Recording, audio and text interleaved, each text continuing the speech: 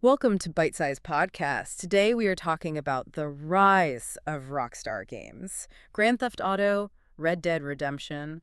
I mean, for so many of us, these titles are more than just games, aren't they? They feel like cultural touchstones. Oh, absolutely. Rockstar Games has always been this almost defiant force in the gaming world, always pushing boundaries. Definitely sparked conversation, yeah. That's putting it mildly For sometimes. sure. And whether you agree with every single choice they've made or not, you just can't deny their impact. They haven't just sold games, they've genuinely shaped how we think about, interactive entertainment. And the commercial success is just, well, it's frankly on another level. It really is. Think about GTA V for a second. Okay. Over 200 million copies sold. It's staggering. It is. More than huge blockbuster movies, more than massive best-selling novels, iconic albums. It's just permeated everything. A true behemoth. And now, after this incredibly long wait, what, over 10 years? Yeah, it's been a while. The anticipation for GTA is almost electric. You can feel it. It feels like it could be not just the biggest game launch ever, but maybe the biggest entertainment event. Full stop. That's not an exaggeration, I don't think. Which is exactly why we wanted to do this deep dive today. Our mission really is to try and understand this whole 30-year saga of Rockstar. How did these guys, who kind of seem to enjoy being outsiders, build this colossal empire? And the origin story itself is pretty wild. It really is. Two brothers who, and this is the kicker, initially knew basically nothing about making video games. But they definitely had a vision, a strong idea of what they wanted to create, even if they didn't know the how yet. Oh, they did. In their own words, apparently they wanted to be gangsters. Right, that quote. Okay, so let's unpack that. We've got Sam and Dan Houser, born in London, 1970s. Right. Now, you might picture some, I don't know, gritty, herby background based on the games. You might, but it wasn't quite like that. Their upbringing was actually quite well cultured. Yeah, that's the surprising part. Their father owned a jazz club, rubbed shoulders with famous artists, Yeah. and their mother, an actress, often in crime thrillers, interestingly enough. So that early exposure, to entertainment, to storytelling, even specifically crime narratives, it seems like it must have planted some seeds early on. It's fascinating. And there's that story about young Sam, right? Someone asks him what he wants to be when he goes, And he just blurts out, a bank robber. you have to chuckle. But it shows something, doesn't it? That kind of rebellious streak was there early. Definitely. But it wasn't just about, liking crime stories. They were soaking everything up: music, movies, art, pop culture in general. Those early influences really were the building blocks for what Rockstar became. Totally. But as they got a bit older, their paths diverged slightly. Dan, the younger one, he leaned more towards books, literature. He actually wanted to be a writer. And you can absolutely see that influence in the detailed narratives, the dialogue in the later games. It's very apparent. Meanwhile, Sam got hooked on something else entirely in the early 80s, video games, which were back then pretty simple compared to now. Very linear, most of them. Go here, do this. Point A to point B, shoot the aliens, that kind of thing. Right. But then Sam found Elite, this open-world space game. Suddenly, you had this incredible freedom. Explore galaxies, trade goods. Live out your space mugger fantasies, as he put it. Exactly. Trading, piracy, the works. That idea, a game as an immersive world, almost like interactive art, that really stuck with him. That became his vision. And it's cool that his parents were supportive, buying him consoles and stuff. Nurturing that interest seems key. Then comes this big moment. His 18th birthday, 1989. A trip to New York City with his dad. And New York just blew him away. Not the tourist spots, but the energy, the speed, the chaos, even what he called the filth. It just clicked with him. And somehow, during that trip, they end up having lunch with an executive from BMG, the big record label. Talk about serendipity. And Sam, this teenager, basically spends the whole lunch telling this seasoned music exec that he doesn't get youth culture. The sheer nerve of it. Audacious is the word. But instead of kicking him out, the executive saw something. He told Sam's dad, your son is an utter lunatic, but he has some good ideas. And bam, he gets a job offer. Just like that. Working at BMG while he was still in college. And apparently, he worked really hard, earned respect. BMG, meanwhile, was thinking about expanding. Maybe movie? Big risk movies. Huge risk. Yeah. So they opted for something smaller, comparatively. Video games. This is the early 90s, right? Yeah. Gaming was a $7 billion industry, growing, PlayStation was coming, but still not seen as serious like film or music. Right, not quite mainstream prestige yet. So 1994, BMG Interactive is born, not to make games, but to publish them. like their record label model, find external studios, put their games out. And Sam, the lifelong game fanatic. He jumped at it. Even though the pay wasn't great and he had zero game development experience, his passion must have been obvious. Must have been. Yeah. And he got stuck in, learned the ropes of publishing. And amazingly, after just 2 years, he's head of development at BMG Interactive, driven by this idea of making video game history. He needed that one hit, though, that game, to put them on the map. And in 1996, the phone rings. It's a studio in Scotland, DMA Design. They've got this game, Race and Chase, and they need a publisher. Now, DMA's original idea for Race and Chase, it sounded okay on paper. A living, breathing city you play as the cops chasing down criminals. But playing it was apparently, well, dull. Yeah, that was the problem. Too realistic. Too much focus on following police procedures, stop signs, traffic lights. It just wasn't fun. Restrictive. Exactly. But Sam saw it and had this, like, lightning bolt moment. What if you ignored the rules? Yeah. Drove on sidewalks. And then the big leap. And what if you weren't the cop at all? If you were the bad guy. Stealing cars, running people over for points, shooting at the police. It completely flipped the script. Made it sound way more fun, instantly, than Race and Chase. That name didn't fit anymore, did it? Not at all. So Sam came up with that iconic, slightly provocative title, Grand Theft Auto. Brilliant. And right around then, his brother Dan, who just finished his literature degree, comes aboard. Perfect timing. Video games offered this totally new canvas for his writing skills, interactive stories. And together, their shared love for gangster movies, rebellious music, all that pop culture stuff, they just poured it into GTA. They were consciously making something edgy, something games hadn't really done. And they knew it would cause a stir. They weren't avoiding controversy, maybe even leaning into it a bit for marketing. Oh, yeah. Even before release, you had parents worried, The Guardian calling it the most controversial game in a decade, debates in the House of Lords. It was getting attention, that's for sure. So, November 28th, 1997, the first Grand Theft Auto launches, and the reviews were kind of all over the place. Yeah, mixed. Some critics knocked the 2D, top-down graphics. The controls felt a bit clunky to some. But others saw the brilliance, the freedom, the sheer fun of causing chaos. It was just different. Right. Totally unique at the time. And the sales were interesting, too. Not a huge explosion right away. More like a slow burn. Exactly. Word of mouth was massive. Hey, have you played this crazy game? It stayed on the charts for ages, eventually sold over 1 million copies. Pretty good for such a controversial game. Definitely. But things weren't totally stable back at the parent company, BMG. No. The BMG execs, they didn't quite get gaming, apparently made some bad financial moves, like opening 27 new offices all at once. Wow, okay. Sounds like a recipe for losing money. It was. So, 1998, they decide to sell off BMG Interactive. And guess who buys it? Take-Two Interactive. Bingo. A New York company. For $14.2 million. And Sam had already built a relationship with their CEO, right? He had, which is crucial. They agreed BMG Interactive wouldn't just be swallowed up. It would become a subsidiary, keep its own identity, that edgy culture. And it needed a new name to match that vibe. Enter Rockstar Games. Perfect fit. Sam also got a promotion, VP of Worldwide Product Development at Take-Two, overseeing all their studios. And then Take-Two doubled down. In 1999, they buy DMA Design, the original GTA creators. For $11 million. Renamed them Rockstar North. Now, development and publishing were all under one roof. Smart move. But even then, GTA was still more cult hit than mainstream giant, wasn't it? Oh, yeah. Rockstar Games still had a lot to prove. They had the name, the attitude. Now they needed to deliver. And the Hauser brothers were clear. They were going to make the games they wanted to play, controversial or not, which definitely meant a sequel to GTA. They wanted it to be the biggest thing in gaming. Even if it meant more noise, more backlash. And more noise definitely came. October 22nd, 1999, Grand Theft Auto II is released. It had improvements, sure, but reviewers were a bit lukewarm overall. Yeah, a couple of things. Take-Two gave them a pretty tight deadline, so the graphics still felt a little behind the curve. Plus, games like Metal Gear Solid were starting to show what interactive storytelling could do. And GTA 2 didn't quite have that deep narrative yet. Not really. Yeah. It was set in this sort of futuristic, anywhere city, silent protagonist. The core gameplay was their gangs, cars, cops, but it hadn't taken that next big leap. Still, it sold well, right? Better than the first one. It did. Over 2 million copies. Yeah. Double the original. So for Rockstar and Take-Two, that definitely greenlit another sequel. But the next one, that was the one. Because the PlayStation 2 was coming. Exactly. A total game changer in terms of power and possibilities.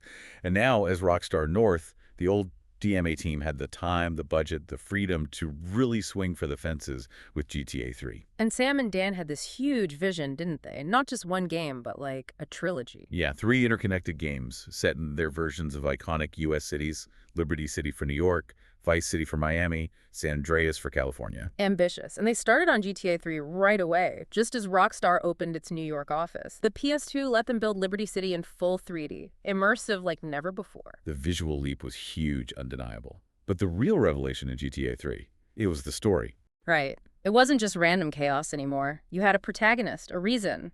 Betrayed in a heist, escapes prison transport, works his way up the criminal ladder seeking revenge. Classic stuff. Classic crime thriller, yeah. And Dan Houser, as lead writer, leaned right into those tropes, homage to the movies they loved, plus those amazing radio stations. Oh, the radio, the music, the talk shows. It made the city feel so alive. Absolutely. It all fed into this idea Sam and Dan had: GTA 3 as an interactive gangster movie, which meant ramping up the violence, the gore. And some other controversial bits, like those encounters with certain women. Get your health back, lose some money, then maybe run them over to get the money back. I mean, yeah. It was shocking stuff for a video game at the time. Definitely push buttons. And Rockstar knew they were risking serious heat. Not just bad press, but that dreaded adults-only rating. Which would have killed its retail presence. No Walmart, no Target. A commercial disaster. They needed that mature rating. And then, just weeks before release, 9/11 happened. In New York City. Unimaginable timing. Sam Houser literally watched it unfold from his apartment, releasing this violent, controversial game set in a very New York-like city. It felt wrong. They almost shelved it entirely, didn't they? They seriously considered it. But they decided that underneath all the satire and violence, GTA 3 was also kind of a dark love letter to New York, to its resilience. So they made some last-minute changes instead. Removed the Twin Towers from the skyline, took out the ability to fly planes, toned down some of the gore. Crucial changes that helped them secure that mature rating. But even with those changes, when GTA 3 launched, boom, controversy erupted. The violence, the implied sex stuff. Parents were furious, governments made noise, Australia banned it outright. Huge backlash. Mm. But ultimately, the controversy was kind of drowned out by how unbelievably successful the game was, with critics, with players, Yeah. everyone. It became the PS2's fastest-selling, highest-grossing title. Made over $400 million in its first year, sells over 14 million copies eventually. And it changed gaming. It brought mainstream audiences in. People who never played games before were playing GTA 3. It proved games weren't just for, as that Rockstar producer said, hobgoblins and dwarves. Huh, right. And Rockstar had other hits around then, too. Take-Two's stock nearly tripled in the months after GTA 3, a massive win. But it left them with a huge question. How do you possibly top that? Well, next up was Grand Theft Auto, Vice City, back to the 80s, Miami.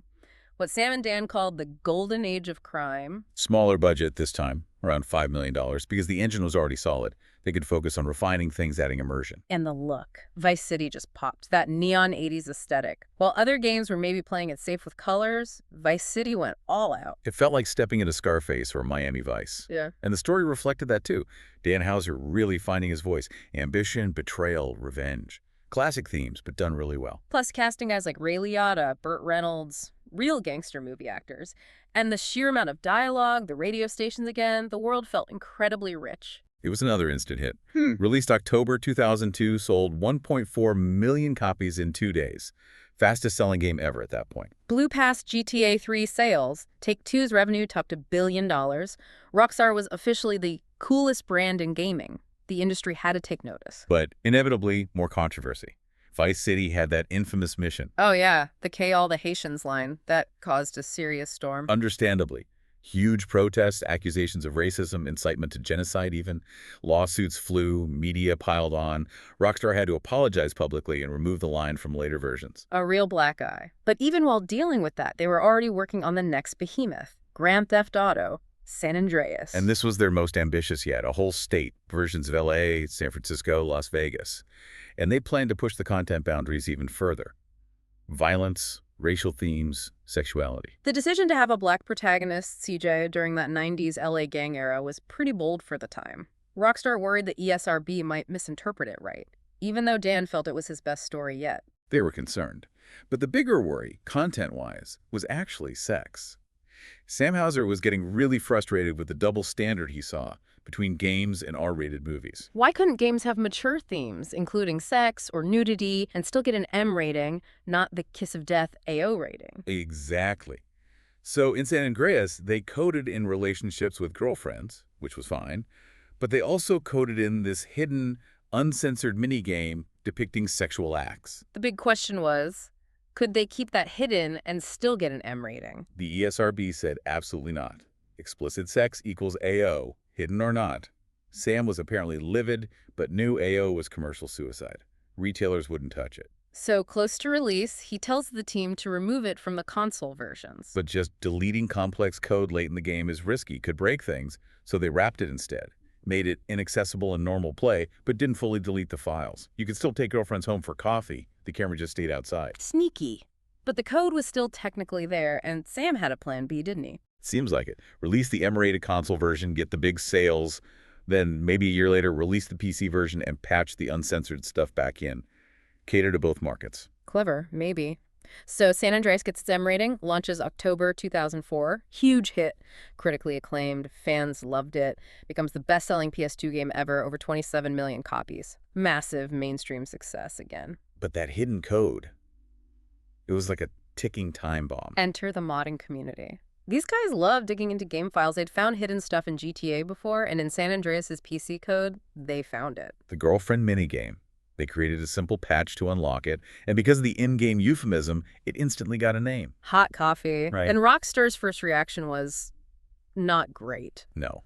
They denied it existed in the original code, claimed the modders made it from scratch, which was quickly proven false when the ESRB investigated and found the complete minigame right there in every copy. Ouch. Yeah. Caught out. And the hot coffee scandal just exploded. Probably the biggest controversy gaming had ever seen.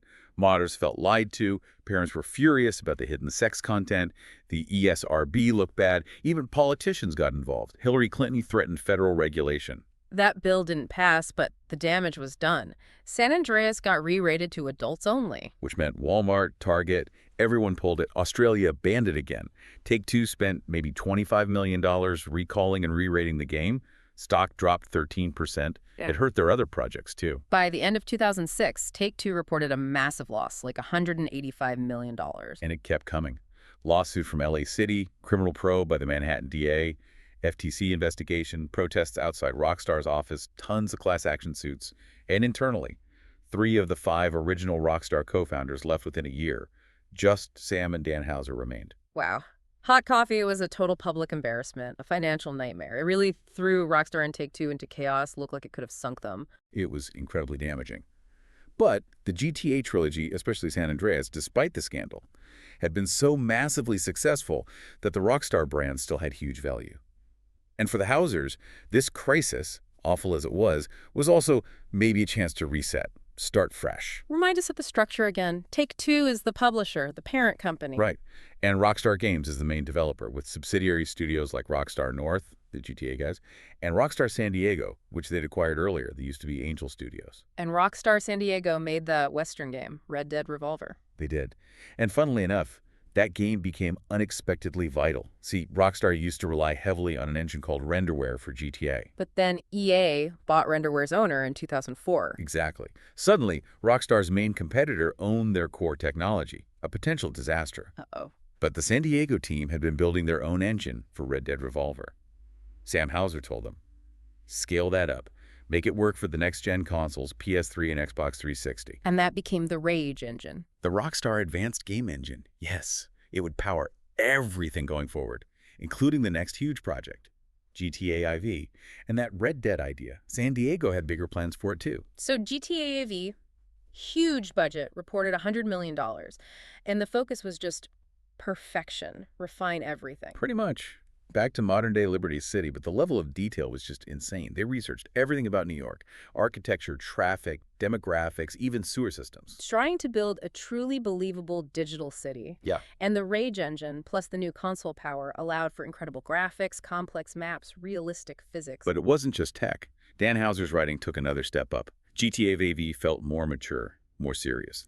Less cartoonish crime fantasy, more about a complex protagonist, Nico Bellic, struggling with his past and the dark side of the American dream. Real emotional depth. And that really resonated, didn't it? When GTA V launched in summer 2008, the reviews were through the roof. Highest rated game ever at the time, made $310 million on day one. Huge success. Over 28 million copies sold to date. Many still see it as a high point, maybe even proof that games could be considered real art. And just 2 years later, Rockstar San Diego delivered Red Dead Redemption, the big Western they'd been planning. Put you on the other side of law this time. Stunning Wild West world. Sold over 23 million copies, won tons of awards, proved Rockstar wasn't just a one-trick pony with GTA. But look at the scale creeping up. GTA IV, $100, 3.5 years. Red Dead, $90 M's, 5 years. And then GTA V reported $265 million budget, another 5 years. Yeah, these massive single releases every few years. Yeah. It's a risky model. So with GTA V, they made a big shift. GTA Online, continuous content, microtransactions, a way to keep revenue flowing long term. And boy, did it flow. GTA V releases September 17th, 2013, and the success is just almost impossible to comprehend. Over 205 million copies sold now, second best-selling game ever. Only Minecraft beats it. And GTA Online, it's made, what, over $8.6 billion through game sales and those microtransactions. Makes GTA V one of the highest-grossing media titles ever created, period. Just staggering numbers. Which brings us to now and the future. After that kind of success, how do you follow it? Well, we got Red Dead Redemption 2 in 2018. And somehow it met the hype, maybe exceeded. Absolutely. The world, the story, the characters, the visuals, the insane attention to detail. Just a masterpiece, critically adored, commercially massive, sixth best-selling game ever, over 67 million copies. The Red Dead franchise itself is huge now with just a few games. So now, all the focus is on Grand Theft Auto VI. The hype is off the charts, building on GTA V's endless popularity, plus the tech leaps from Red Dead 2. Fans have been desperate for news for years. There was that big news in 2020, though. Dan Houser leaving Rockstar after a long break. Yeah, that was significant. Lots of speculation about burnout, the pressure. Probably played a part. Okay. But his stamp will still be on GTA 6. Yeah. It had already been in development for like 7 years when he left. And then December 2023, we finally got the first trailer. And it broke the internet. 90 million views in 24 hours. Record for a non-music video on YouTube. It just cemented it. GTA ZI is the most hyped game ever, maybe the most ambitious ever attempted. The rumored budget numbers are wild. Some say over $2 billion for development and marketing. $2 billion! That dwarfs anything else. Completely. We know it's set in modern-day Vice City, basically Miami, and 2 protagonists, including the series' first playable female lead. Looking back at these 30 years, it's just this relentless drive, isn't it? From Sam and Dan Houser, make each game bigger, more immersive, more real. Controversy be damned, almost. And that refusal to compromise, that vision. Yeah. That's what kept them at the absolute top. They aren't just rebels. They really were revolutionaries in gaming. Their Yeah. passion shaped a whole generation. You just know, whatever comes next, people will be watching. We definitely will be. See you soon.